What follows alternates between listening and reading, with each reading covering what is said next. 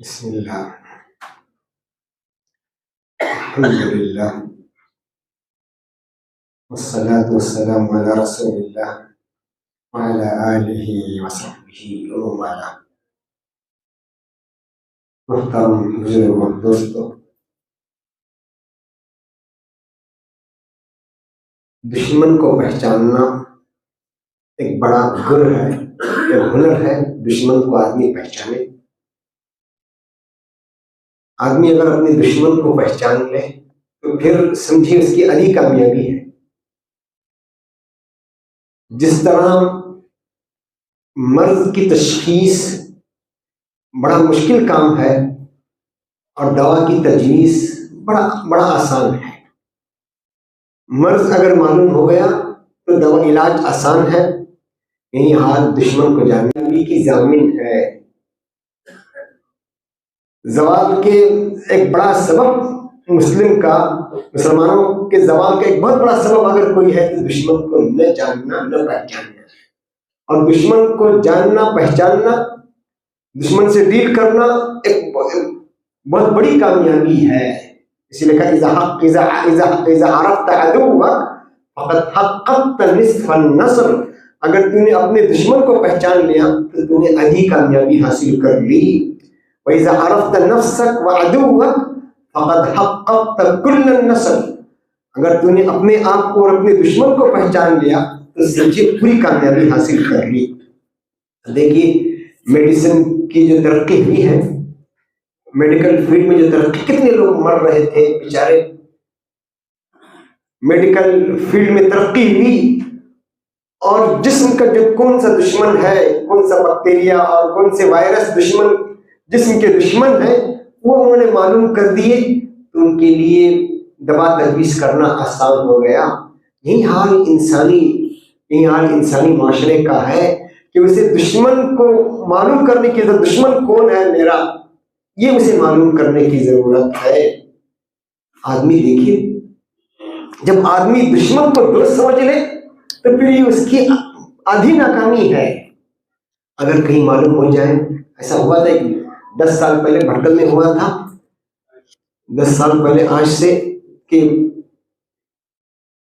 Forest والوں نے کہہ دیا کہ ایک چیتا نکل چکا ہے، چیتا پنجرے سے نکل چکا ہے، یہاں اس ایریے میں گھوم رہا ہے۔ لوگ پریشان تھے، پتہ نہیں ہمارے بچے کو اچک لے، ہمیں اچک لے۔ لوگ بہت محتاط انداز میں چل رہے تھے۔ کچھ لوگ چھریاں وغیرہ بھی اپنے ساتھ رکھتے تھے، چھری وغیرہ بھی اپنے ساتھ رکھتے تھے کہ خوف دہشت تھا۔ آج دشمن ہے ہمیں پتہ نہیں ہے، دشمن کہاں ہے معلوم ہے، دشمن ہے کون، دشمن ہے ہمیں پتہ نہیں ہے۔ دشمن کو آج ہم نے سمجھنے میں غلطی کی ہے، ہم نے دشمن کو بھی دوست سمجھ لیا۔ اسی لیے دشمن انسان کا اپنا نفس بھی دشمن ہے۔ اعداء عدوک نفسک التی بین جنبیک، تمہارا سب سے بڑا دشمن وہ ہے جو تمہارے پہلو میں ہے۔ اس لیے قرآن نے کہا یا ایھا الذین آمنوا ان من ازواجکم واولادکم عدوا لکم فاحذروہم، اے ایمان والو، تمہاری بعض اولاد، تمہاری بعض بیویاں تمہاری دشمن ہیں، ان سے احتیاط برتو۔ وہ دشمن ان معنی میں ہے کہ حرام روزی کی تلاش پر یہی بیویاں بچے انہیں مجبور کرتے ہیں، اسراف اور نہ جانے کس کی وجہ سے اب بیچارہ مجبور ہو جاتا ہے حرام کمائی پر، حلال رزق تلاش نہ کرنے کو چھوڑ دینا اور حرام کی جستجو میں لگ جاتا ہے۔ تو معلوم ہوا دشمن کو پہچاننا بہت بڑی چیز ہے۔ آج ہم نے دشمن کو نہیں پہچانا، ہماری مسلمانوں کی غلطی ہے کہ آج ہم نے یہود اور نصارہ کو ہم نے دوست بنا دیا، یہودیوں کو دوست بنا دیا، نصارہ کو ہم نے دوست بنا دیا، ہم ان کے خیر خواہ اور بری خواہ بنے رہے۔ دیکھیے سب کسی عرب مفکرین اور تجزیہ نگاروں نے بعض باتیں لکھی ہیں، کہتے ہیں سب سے بڑی غلطی ہماری یہ ہے، اکبر خطأ وقعنا فی کامۃ بدأ قبل 100 عام، 100 سال پہلے سب سے بڑی ہم نے جو غلطی کی تھی وہ کیا ہے؟ مغربی تہذیب سے متاثر ہونا، مغرب کو ہی سب کچھ سمجھ لینا، مغرب کی ایجادات اور نے ہماری آنکھوں کو کیا کر دیا؟ چندیا دیا، ہمیں خیرہ کر دیا۔ ہم گویا اپنا کوئی بنانے کے لیے بجائے اپنا تعلیمی اپنا ایجوکیشن سسٹم یا اور بنانے کے لیے مغرب کے پیچھے ہم پڑھ رہے ہیں. ہم سمجھا کہ یہ ہمارا خیر خواہ ہے. ان کی ایجادات نے ہمیں کیا مرعوب کر دیا. اب دیکھیے عرب سے جو لوگ جاتے تھے، مصر سے جو ذہین طلبا جاتے تھے انہیں فرانس اور امریکہ لے جایا جاتا تھا ذہین طلبا کو، اور انہیں مرعوب کیا جاتا تھا. بجائے سائنس اور ٹیکنالوجی کی حاصل کرنے کے بجائے وہ وہی چھلکوں کے پیچھے لگ گئے. آرٹ اور ادب میں ہی مہارت حاصل کی. انہوں نے جو چیزیں حاصل کرنی چاہیے تھی انہوں نے وہ حاصل نہیں کی. دوسری بڑی غلطی وہ صہیونیوں کا اعتراف، صہیونی حکومت کا اعتراف، ماننا اس کو. ان عربوں نے رحم کیا، ان صہیونیوں پر رحم کیا، ان یہودیوں پر رحم کیا، اور انہوں نے جگہ دے دی، انہیں جگہ دے دی. مان کے باعث حکمراں بھی اور عوام بھی ترس کھا گئے. یہ سب سے بڑی غلطی تھی جس کا آج یہ حال ہے کہ یہی لوگ یعنی دا ٹو اسٹیٹ سولوشن کو بھی ماننے کے لیے تیار نہیں. وہ کہتے نہیں ہمارا اپنا حق ہے، ہماری اپنی زمین ہے. اب غور کیجیے یہ بھی ایک غلطی تھی، ان کو ماننا، انہیں اپنی جگہ دینا کہ اب یہ اصل باہر، اور جو باہر سے آئے تھے وہ اصل ہو کر رہ گئے. تیسری غلطی جسے میں نے ابھی کہا کہ ذہین طلبا کا، ذہین لوگوں کا، سیکھے پڑھے تعلیم یافتہ اعلیٰ طبقہ کے لوگوں کا وہاں سے کوچ کر جانا، اور مغرب کی جو سیلری اور وہاں کی جو یعنی چمک دمک ہے اس سے محروم ہونا اور وہاں ہو کر رہ جانا. اب یہی لوگ نقصان دہ بنے جو یہیں سے گئے ہوئے لوگ، ان کو اپنے معاشرے کے لیے، فلسطین کے لیے معاشرے بننے والے نقصان دہ بنے اور پیٹ کا چھوڑا بن کر ثابت ہوئے یہی لوگ. میرے عزیزوں، دشمن کو جاننے کی ضرورت ہے. آج ہمارا یہ حال ہے، ہم نے دشمن کو نہیں پہچانا، ہم نے اپنوں کو ہی دشمن قرار دے دیا. آپس ہی میں لڑتے بھڑتے رہے، جھگڑتے رہے، ایک دوسرے کو گرانے کی کوشش کرتے رہے. اللہ کے نبی نے فرمایا تھا یقتلون اہل الاسلام ویدعون اہل الاوثان. صحیح حدیث ہے. مسلمانوں کو قتل کریں گے اور بت پرستوں کو چھوڑ دیں گے. مسلمانوں کو قتل کریں گے اور بت پرستوں کو چھوڑ دیں گے. یہ حال ہے آج ہمارا. اب ہم دیکھتے ہیں، ہم اپنی صورتحال دیکھتے ہیں، اپنے لوگ ہم کہاں ملتے ہیں؟ دوسروں سے ملنا چاہیے. دوسرے تمام مذاہب والوں سے ہماری اسٹیڈیم پر ملاقات ہوتی ہے آپس میں، لیکن آپس ہی میں مسلمانوں کے جو مکاتب فکر ہے ان کا آپس میں ملنا یہ بہت نادر ہے. یقتلون اہل الاسلام، اہل اسلام کو قتل کریں گے اور بت پرستوں کو چھوڑ دیں گے. اس لیے اللہ کے نبی نے فرمایا تھا لا ترجعوا بعدی کفارا یضرب بعضکم رقاب بعض. تم میرے بعد کفر اختیار نہ کرنا، آپس میں لڑنا بھڑنا، اتحاد کا پارا پارا ہونا یہ علامت ہے. لا ترجعوا بعدی کفارا، کفر سے وہ یہاں پر کفر سے کہا اس کو، آپس میں انتشار، خلفشار، ناچاقی، نہ اتفاقی، آپس کے لڑنے کو کفر سے تعبیر کیا اللہ کے نبی. لا ترجعوا بعدی کفارا یضرب بعضکم رقاب بعض. ان کا حال آج یہودیوں کا حال دیکھیے، صہیونیوں کا حال، یہودیوں کا حال یہ ہے کہ وہ یہودی کا خون کو حرام قرار دیتے. وہ کہتے کوئی یہودی کسی یہودی کو نہ مارے، حرام ہے. کسی یہودی کا خون کسی یہودی پر حرام ہے، کسی یہودی کا قتل کسی یہودی کے لیے حرام ہے کہتے ہیں. ان کا حال یہ ہے، اور ہمارا حال بالکل الگ. ان کا حال یہ ہے کہ آپس میں جو ان کے یہاں جو مفسد ہے، بدعنوان ہے، ان کا اگر حکمراں بھی ہے تو اس کا بھی حساب چکا دیتے ہیں. ان کا حکمراں اگر بدعنوان ہے تو اس کو بھی پکڑ لیتے ہیں اور اس کو بھی سزا دے دیتے ہیں. ان کا حال ہے، اور ہمارا حال بالکل الگ ہے. میرے عزیزوں، آج ہم مسلم ممالک کا حال یہ ہے. وزیر داخلہ اسرائیل کا وزیر داخلہ درعی اپنے ایک انٹرویو میں کہا تھا مسلم حکمران کا حال کیا ہے؟ حکام العرب یصلحون للرکوب فقط لأنهم دواب موسیٰ، جن کو ہم دوست بناتے ہیں اور جن کے لیے آج مسلم ممالک اپنا حل جن کے سامنے جا کر پیش کرتے ہیں، سولوشن مانگتے ہیں، ان کا حال یہ ہے، وہ کیا کہتے ہیں؟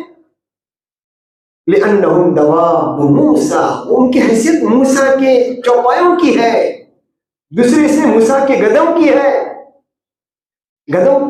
گدھے صرف سوار ہونے کے لیے ہے، گدھے صرف سوار ہونے کے لیے ہے، گدھوں کو گدھوں کی حد تک رکھا جائے، گھوڑوں کو جانوروں کو کا ٹھکانہ استبل خانہ ہے، اندر نہیں۔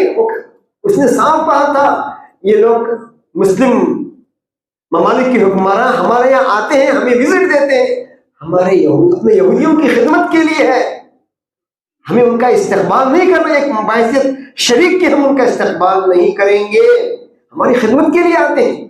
ان کی ذہنیت یہی ہے، وہ ہمیں غلام ہی سمجھتے ہیں، وہ ہمیں غلام ہی سمجھتے ہیں، یہاں تک کہ ان کا کہنا یہ ہے حضرت ہاجرہ علیہ السلام ابراہیم کی باندی تھی، اور یہودیوں کا کہنا جن کو آج ہم دوست بناتے ہیں، حضرت نعوذ باللہ حضرت ہاجرہ علیہ السلام ابراہیم علیہ السلام کی باندی تھی، اور یہ باندی کی اولاد ہے، یہ غلام ہے، ہمیں ان سے خدمت لینی چاہیے اور ان کو چوپایوں کی حد تک، جانوروں کی حد تک رکھنا چاہیے۔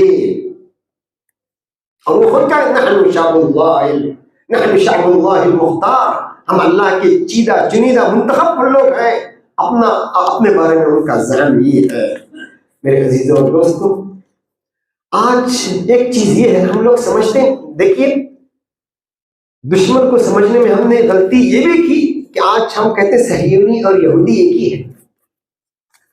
ہو سکتا ہے تھوڑا سا فرق ان کے اندر ہے، جس طرح آج داعش اور القاعدہ ذہنیت کے لوگ ہیں جن کو ہم معتدل مسلمان کہتے ہیں کہ ہم ٹھیک نہیں مانتے، ان کو صحیح نہیں سمجھتے، ان کے ابھی کچھ اختلاف اسی طرح کا ہے۔ کہتے ہیں صہیونی اور یہودی۔ صہیونی ایک سیاسی تحریک ہے جو وہاں پر اپنی حکومت چاہتے ہیں، اپنی حکومت قائم کرنا دنیا میں وہ چاہتے ہیں، صہیونی۔ اور یہودی اگرچہ دیکھیے اس قرآن نے دونوں میں فرق نہیں کیا ہے، اسلام نے دونوں میں فرق نہیں کیا ہے، یہود اور اس قرآن نے دونوں میں فرق نہیں کیا ہے، دونوں کیا ایک ہی ہے۔ قرآن نے یہود اور دونوں ایک ہی، صاف کہا قرآن نے لَتَجِدَنَّ أَشَدَّ النَّاسِ عَدَاوَةً لِلَّذِينَ آمَنُوا الْيَهُودَ وَالَّذِينَ أَشْرَكُوا۔ اب ہم لوگ اس طرح فرق کرتے ہیں کہ ہم گویا سمجھتے ہیں کہ یہ ہمارے یہودی ہمارے خیرخواہ ہیں، صہیونی خیرخواہ نہیں ہے۔ یہودی ہمارے خیرخواہ ہیں، صہیونی دونوں دشمنی میں دونوں برابر ہیں۔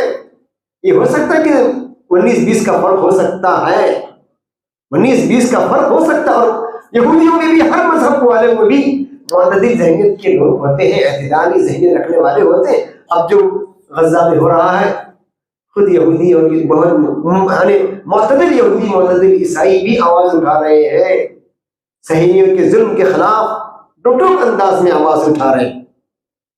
جولدا مائر نے کہا تھا لیس الیہودی الانگلیزی والیہود الاسرائیلی والیہود الفرنسی بصہیونی۔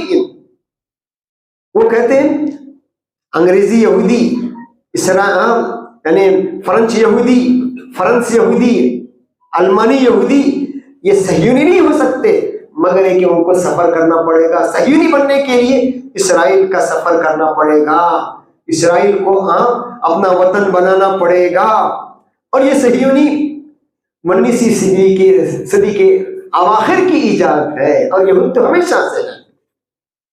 میرے عزیزوں اور دوستوں، مالک بن نبی بڑے مفکر ہیں، بہت اچھی بات انہوں نے لکھی ہے۔ وہ کہتے ہیں کہ مغرب سے اسلام کی دشمنی کا ایک اہم سبب یہ صہیونی تحریک ہے۔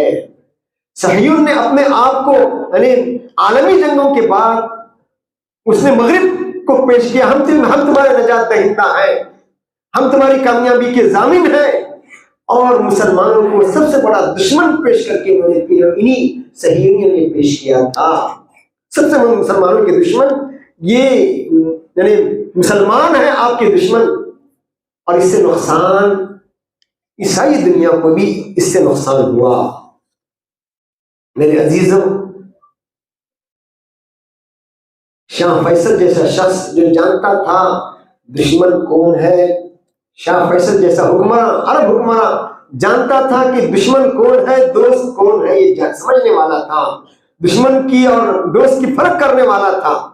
ہنری کیسنجر جو کہ وزیر داخلہ امریکہ کا وزیر خارجہ، اور ابھی ان کا کچھ سالوں پہلے انتقال ہوا، 100 سال کی زندگی اس نے جی، اس کا بڑا رول تھا، بہت بڑا پارٹ تھا عربوں کو اور اسرائیل کے تعلقات کو قریب کرنے، مضبوط کرنے میں اس کا بڑا رول رہا ہے۔ جب ملک فیصل کی ملاقات ہوئی کیسنجر سے، اور ایک انٹرویو میں اس نے فیصل نے کہا پیٹرول کا ایکسپورٹ نہیں ہو رہا تھا، بندش لگا دی تھی پیٹرول کے ایکسپورٹ پر شاہ فیصل نے۔ اب انٹرویو میں اس نے کہا اذا توقفتم عن دعم اسرائیل ينتهي الحظر، اگر تم اسرائیل کی مدد کرنا چھوڑ دو گے تو ہم یہ پابندی اٹھا دیں گے، پیٹرول پر سے یہ پابندی اٹھا دیں گے، پھر ہم ایکسپورٹ کر دیں گے۔ تو کیسنجر نے دھمکی دے دی، کہا ہم تمہارے پیٹرول کے کنووں کو بموں سے اڑا کر رکھ دیں گے۔ تو شاہ فیصل نے کتنی اچھی بات کہی، بالطبع يمكنكم قصف آبار النفط لدينا ولكن لا تنسوا أننا وأجدادنا كنا نعيش في الخيام نتغذى على التمر وحليب الإبل ويمكننا العود والعيش في الخيام مرة أخرى لكنكم الآن لا تستطيعون العيش بدون النفط۔ یہ مت سمجھیے، انہوں نے کہا ہم خیموں میں زندگی گزارنے کے عادی ہو چکے ہیں، ہمیں آتا ہے خیموں میں رہنا، درختوں کے سایوں میں رہنا، اونٹنی کے دودھ اور کھجور پر گزارا کرنا ہمیں آتا ہے، لیکن تم لوگ بغیر پیٹرول کے جی نہیں سکتے، بغیر پیٹرول کے جی نہیں سکتے۔ خاموش رہا، کوئی جواب نہیں بن پایا، امریکہ کے وزیر خارجہ کا کوئی جواب نہیں بن پایا۔ میرے عزیزوں، جس طرح ابھی میں نے کہا، آج ہم نے اپنوں کو دشمن بنا لیا، اپنوں کو اپنا دشمن بنا لیا، اور غیروں کو ہم نے دوست بنا دیا۔ اپنوں سے ہم لڑنے لگے اور غیروں پر اعتماد کرنے لگے۔ آج بہت سے لوگ کہتے ہیں بھائی شیعہ ہمارے دشمن ہیں، شیعہ ہمارے دشمن ہیں، اور ایسی ویڈیوز دکھاتے ہیں جس میں یہودی یعنی شیعہ حکمران ملاقاتیں کر رہے ہیں، بیچارے یہودی کے مذہبی لوگوں سے ملاقاتیں کر، اس طرح کی ویڈیو دکھاتے ہیں اور کہتے ہیں یہ ہمارے سب سے بڑے دشمن ہیں۔ میرے عزیزوں، معاف کیجیے گا اگر ہم کہیں اس طرح کی کبھی کوئی ملاقات، ہمارے اپنے مذہبی لوگ بھی ان سے ملتے ہیں، اگر ہمارے 100 سالہ پروگرام میں ان کے مذہبی لوگ آئے، ہم نے ان سے گلے لگایا، ملاقات کی، اگر یہی فوٹو سامنے کوئی پیش کرے اور کہیں یہ لوگ دوغلے ہیں، اس طرح کے ہم پہ الزام لگائے، تو ہم برداشت کر سکتے ہیں؟ یہ تو لوگوں کو قریب کرنے کے لیے، آپس میں محبت پیدا کرنے کے لیے ہوتی ہے، ہم کریں تو جائز اور سامنے والا کرے تو حرام۔ یہ ہمارا حال ہے میرے عزیزوں اور دوستوں۔ آج دیکھیے کون لڑ رہے ہیں، آج غزہ میں کون ساتھ دے رہے ہیں، یمنی ساتھ دے رہے ہیں، لبنانی حزب اللہ ساتھ دے رہے ہیں، اور کس طرح ان کی بھرپور انداز میں مدد کر رہے ہیں۔ اللہ کے نبی نے فرمایا تھا، بخاری کی حدیث ہے، اللہم بارک لنا فی شامنا، اللہم بارک لنا فی یمننا، فقالوا وفی نجدنا یا رسول اللہ۔ بخاری کی حدیث ہے، اے اللہ ہماری شام میں برکت دے، ہمارے یمن میں برکت دے۔ صحابہ نے پوچھا وفی نجدنا یا رسول اللہ، قال رسول اللہ صلی اللہ علیہ وسلم اللہم بارک لنا، پھر اللہ کے نبی نے کہا اللہم بارک لنا فی شامنا، اللہم بارک لنا فی یمننا، فقال الناس وفی نجدنا، نجد کے بارے میں کہیے یا رسول اللہ۔ صحیح حدیث، متفق علیہ، بخاری کی حدیث ہے۔ ابن عمر کہتے ہیں اظن انہ فی المرۃ الثالثہ، تیسری مرتبہ اللہ کے نبی نے فرمایا الزلازل والفتن ہنا، ہاں فتنے اٹھیں گے، زلزلے ہوں گے، یہ آپ نے کہا۔ آج ہم دیکھیے شام کا علاقہ پورا، پہلے کا جو شام کا علاقہ سے فلسطین، لبنان، تمام علاقے آ جاتے ہیں، اور اللہ کے نبی نے بشارت دی ہے۔ میرے عزیزوں اور دوستوں، آج ہمیں سمجھنے کی ضرورت ہے دشمن ہمارے کون ہے، دوست ہمارے کون ہے، ہم کو سمجھنے کی ضرورت ہے، مل بیٹھنے کی ضرورت ہے، دشمن کو دشمن کی جگہ پر رہنے کی ضرورت ہے۔ آج جو کہا جا رہا ہے کہ بائیکاٹ کر دیا جائے اسرائیل کا، بائیکاٹ میں مسلمانوں کو، سب تمام دنیا کے مسلمانوں کو ساتھ دینے کی ضرورت ہے. آج پریشان ہے بائیکاٹ کی وجہ سے، کتنا اس کا نقصان ہوا دشمن کا. اب غور کیجیے، ہمارے پاس ہتھیار بائیکاٹ ہے، اور ان بندگان خدا کے لیے جو بیچارے جو مظلومین ہیں فلسطین، ان کے لیے دعائیں دعا کرنا، یہی ہمارے دو ہتھیار ہیں. میرے عزیزوں، دشمن کو سمجھنے کی ضرورت ہے. دشمن کو اگر آدمی سمجھ گیا تو آدھی کامیابی اس نے حاصل کر دی. جس طرح مرض کی تشخیص ہو گئی تو پھر دوا کی تجویز میں آسانی ہے. یہی حال ہے میرے عزیزوں. آج دشمن کو سمجھنے کی ضرورت ہے، دشمن کو معلوم کرنے کی ضرورت ہے، دشمن کی جانچ پڑتال کی ضرورت ہے، اور دشمن کو دشمن کی حد تک رکھنے کی ضرورت ہے. ورنہ پھر جو ہمارے خون بہا رہے ہیں ان کو بھی اگر ہم دوست کہیں گے، اور پھر بجائے اپنے مظلوموں کی مدد کرنے کے بجائے ظالموں کا ہم ہاتھ بڑھائیں گے، تو پھر ہمارا بھی شمار میرے عزیز اور دوست ظالموں میں ہوگا. کچھ باتیں تھی میں نے آپ کے سامنے کہی. اللہ تعالیٰ ہم سے